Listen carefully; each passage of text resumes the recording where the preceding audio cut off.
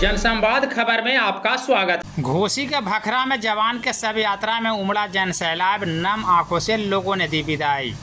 दरअसल घोसी थाना क्षेत्र के भखरा निवासी कमलेश कुमार के शव यात्रा में लोगों का हुजूम उमड़ पड़ा। हर कोई जवान के एक झलक पाने को बेताब था। बता दें कि CISF जवान कमलेश कुमार की हरियाणा के यमुनानगर बिजली प्लांट में ड्यूटी के दौरान हार्ट अटैक से मौत हो गया था, जिसके बाद उनके पार्थिव शरीर को बाई रोड ट्रक के माध्यम से गांव लाया जा रहा था।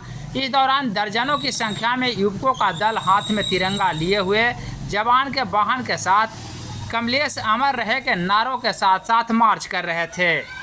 इस मौके पर स्थानीय विधायक रामबली सिंह यादव, BDO सरिता कुमारी, थाना अध्यक्ष ददन प्रसाद समेत इलाके के कई जनप्रतिनिधि एवं सैकड़ों की संख्या में लोग मौजूद थे।